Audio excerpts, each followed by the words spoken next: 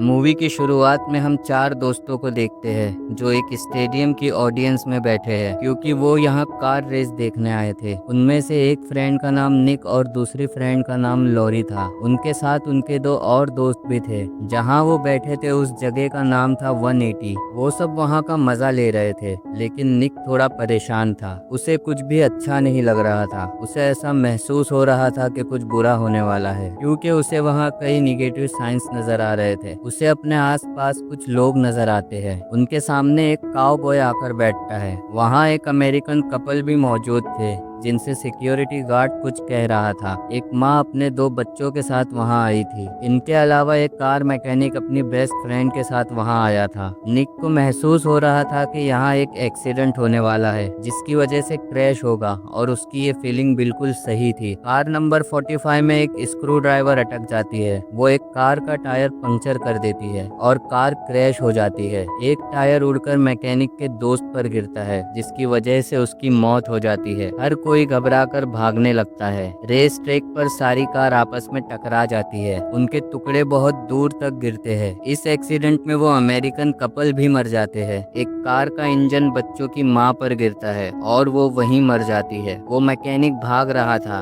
और बहुत बुरी तरह से मारा जाता है। उसके बाद वो काउबॉय भी मर जाता है। निक और उसके दोस्त भाग रहे थे, लेकिन एक छत गिरने की वजह से सबकी मौत हो जाती है। एक बड़ा ब्लास्ट होता है जिसकी वजह से सिक्योरिटी गार्ड और लॉरी वहीं मर जाते हैं और निक भी वहीं मर जाता है। अचानक निक अपने होश में आता है। अभी उसे समझ नहीं आ रहा था कि उसने अभी क्या देखा है। तभी वो काउबॉय उसके सामने आकर बैठता है। जिस कार का क्रैश होगा उस कार का नंबर रियलिटी में भी 45 था। सब कुछ बिल्कुल वैसा ही हो रहा था जैसा उसने अपने विजन में देखा था। इसका मतलब उसने फ्यूचर में होने वाला इवेंट पहले ही देख लिया था। अब निक जानता है कि यहाँ एक कार एक्सीडेंट होगा और क्रैशेस होंगे। निक घबरा जाता है और बेचैनी के साथ कहता है कि यहाँ कार क्रैशेस होने वाली है। ज्यादातर लोग उसे मानने को तैयार नहीं होते और उसे बुरा भला कहते हैं। कई लोग उसका स्टेडियम के बाहर तक पीछा करते हैं, पर कुछ कह पाते उससे पहले ही उसकी बात सही साबित हो जाती है। सारी कार्स अंदर ही क्रैश हो जाती है। उस अमेरिकन की बीवी अंदर फंस जाती है। वो अंदर जाने की कोशिश करता है, लेकिन सिक्योरिटी गार्ड उसे अंदर जाने नहीं देता क्योंकि क्रैश ने पूरे स्टेडियम को अपनी लपेट में ले लिया था। सब लोग डर और घबराहट में थे। तभी एक उड़ता हुआ टायर आता है और मैकेनिक के दोस्त को कुचल देता है। उन्हें शॉक लगता है कि ऐसा क्या हुआ, और वो लोग वहां से वापस चले जाते हैं। उस एक्सीडेंट की अगली रात एक मेमोरियल रखा जाता है उन लोगों की याद में जो उस एक्सीडेंट में मारे गए थे। निक और लॉरी भी वहां जाते हैं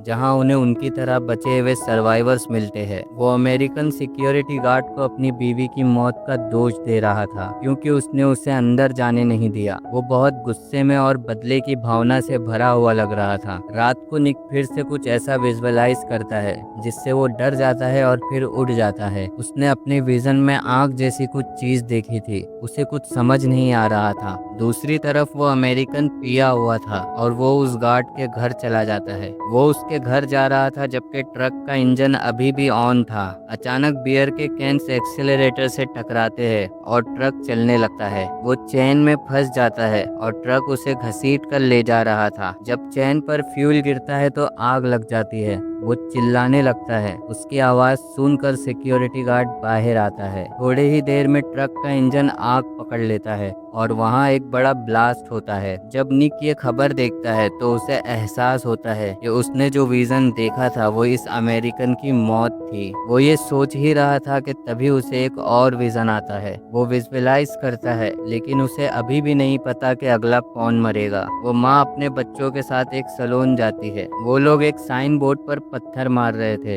एक गार्डनर उन्हें रोकता है और उन्हें वहाँ से भगा देता है। जब वो लेडी सैलून में थी, कई इंसिडेंट होते हैं जो उसकी मौत का कारण बन सकते थे। वो इन इंसिडेंट से बच जाती है, लेकिन जब वो घर जा रही थी एक पत्थर ग्रास कटर पर लगता है। वो सीधा उसकी आंख में जा लगता है और उसकी मौत हो जाती है। वो पत्थर किसी और ने नहीं बल्कि उसके अपने बच्चों ने ही फेंका था। उस लेडी की मौत के बाद निक को समझ आता है कि मौत उनके करीब ही है। न्यूज़पेपर पेपर पर नंबर 180 भी लिखा हुआ था। वो इस पर रिसर्च करता है। उन्हें मौत का कॉन्सेप्ट और 180 के डिजास्टर के बारे में जानकारी मिलती है। उन्हें मौत के बारे में ये जानकारी मिलती है कि वो कैसे काम करती है। अगर वो मौत के प्रोसेस को रोक देते हैं तो ये खत्म हो जाएगी, लेकिन ये रियलिटी से नहीं जुड़ा था। अभी निक को एक और विजन आता है। अब उसे मौत के बारे में पता था, लेकिन उसे ये नहीं पता था कि अब अगला कौन है। ये जानने के लिए वो उस स्टेडियम में जाता है जहाँ क्रैश हुआ था। वहाँ उनकी मुलाकात उस सिक्योरिटी गार्ड से होती है। वो सिक्योरिटी गार्ड्स उन्हें कैमरा फुटेज दिखाता है। निक को पता चल जाता है कि अब अगला नंबर मैकेनिक का है। वो तीनों उसकी शॉप पर जाते हैं, उसे सब कुछ बताते हैं, लेकिन वो मानने को तैयार नहीं होता। फिर उसे एक वैन उसी तरफ आती हुई नजर आती है, लेकिन किसी तरह वो खुद को बचा लेता है। अब वो उनकी बातों पर यकीन करने लगता है, लेकिन अब बहुत देर हो चुकी थी। तभी एक सिलेंडर आता है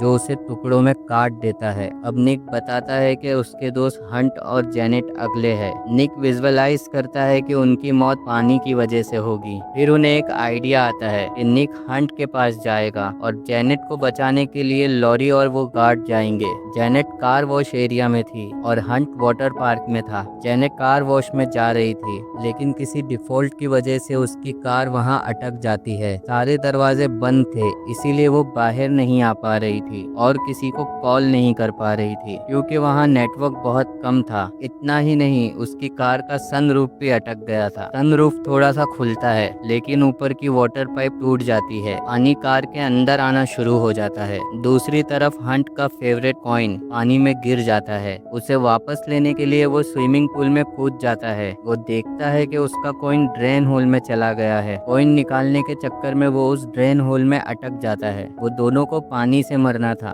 और वो दोनों पानी में बहुत बुरी तरीके से फंस गए थे। जेनेट की कार पानी में फंसी हुई थी, लेकिन किसी तरह वो अपना सर सनरूफ से बाहर निकाल लेती है। जेनेट को लगता है कि शायद अब वो खुद को बचा लेगी, क्योंकि अब उसे सांस लेना आसान हो गया था। लेकिन अचानक कार हिलने लगती है और वो अपनी मौत अपनी आंखों के सामने साफ देख पा रही थी। लेकिन लॉरी वहां पर सही टाइम पर पहुंच जाती है और उसे बचा लेती है। वो अपनी कार से उसकी कार को रिवर्स करके पुश करती है और उसे जिंदा बचाने में सफल हो जाती है। वो उसे बचा तो लेती है, लेकिन हंट अभी भी वहां था। निक भी वहां पहुंच जाता है, लेकिन उसे हंट नहीं मिलता। ड्रेन होल में फंसने की वजह से हंट की बहुत दर्दनाक मौत हो जाती है, लेकिन जेनेट को बचा लिया जाता है। अब अगला वो सिक्योरिटी गार्ड था। उस गार्ड का दुनिया में कोई नहीं था, इसलिए वो अपनी मौत से नहीं डरता था, क्योंकि उसका परिवार नहीं था, इसलिए उसे जीने की ख्वाहिश भी नहीं थी। लेकिन लॉरी और निक को एक क्लू मिलता है जिसकी मदद से वो उसे बचा सकते हैं। इंस्ट्रक्शंस फॉलो करते हुए वो लोग उसके घर जाते हैं। उसके घर पहुंचकर वो लोग देखते हैं कि उसने खुद को फांसी लगाई हुई है, लेकिन वो अभी भी जिंदा था। वो उन्हें बताता है कि वो सुबह से प्रैक्टिस कर रहा है, अपनी जान लेने की कोशिश कर रहा है, लेकिन हर बार वो फेल हो जाता है। वो सोचते हैं कि जेनेट को बचाकर उन्होंने मौत का ये प्रोसेस रोक दिया है और वो अब अपनी लाइफ पीसफुली जी सकते हैं। वो सेलिब्रेट करने के लिए ट्रिप पर जाने का फैसला करते हैं। निक अपना सामान पैक कर रहा था। लॉरी जेनेट के साथ मूवी देखने गई हुई थी। तभी उसे टीवी पर काउबॉय की खबर दिखाई देती है। वो क्रैश से बच गया था। निक समझ जाता है कि अगर वो बच गया था तो इस बार अब उसकी मौत होगी। फिर निक हॉस्पिटल के लिए निकलता है। वो उस गार्ड को भी वहाँ बुलाता है। उन्हें बहुत देर हो जाती है, क्योंकि मौत ने अपना काम शुरू कर दिया था। वो उनकी आंखों के सामने मर जाता है और वो कुछ नहीं कर पाते। अब निक और गार्ड वहाँ से तुरंत निकलते हैं, क्योंकि उन्हें लॉरी और जेनेट को बचाने के लिए जाना था।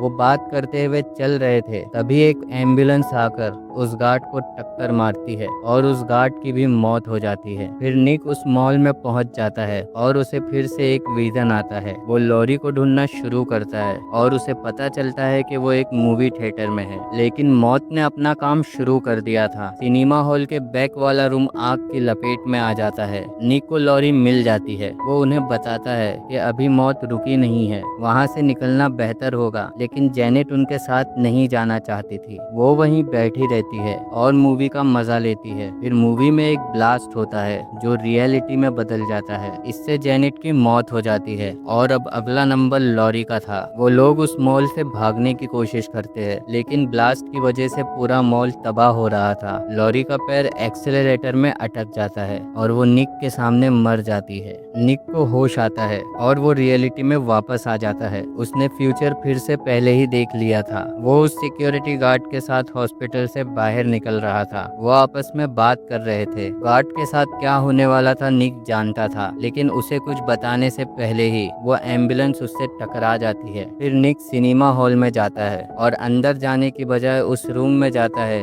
जहां पर आग लगने वाली थी, क्योंकि वो सबको बचाना चाहता था। वो आग बुझाने की कोशिश करता है, इससे उसे चोट भी लग जाती है, लेकिन इसके बावजूद वो आग बुझाने में सफल हो जाता है। यहाँ वो सोचता है कि उसने कई जान बचा ली है। इसके बाद हम 2 हफ्ते बाद का सीन देखते हैं। हमें वहाँ एक बस दिखाई देती है जिस पर नंबर 180 लिखा हुआ है। वो लोग एक कैफे में बैठे हुए हैं जिसका नाम है दैट बाय कैफेन। निक को वहाँ फिर से कई निगेटिव साइंस नजर आने लगते हैं। इन्हें देखकर वो फिर से परेशान हो जाता है। इन क्यूज को देखकर वो समझ जाता है कि उसने अभी तक कुछ नहीं बदला। उसने उन जानों को नहीं बचाया। ब्लास्ट होने वाला ही नहीं था। यहाँ मौत ने उसका मजाक उड़ाया था, क्योंकि मौत उनके हिसाब से काम नहीं कर रही थी, बल्कि वो लोग मौत के हिसाब से काम कर रहे थे। उसे मजबूरन ये सोचना पड़ता है कि अगर वो लोग इस कैफे में बैठे हैं तो ये भी मौत की कोई चाल हो सकती है। वो ये सोच ही रहा था कि तभी एक ट्रेन आकर उन तीनों को कुचल देती है और उन्हीं की मौत के साथ फाइनल डेस्टिनेशन का 4th पार्ट भी यहाँ खत्म हो जाता है।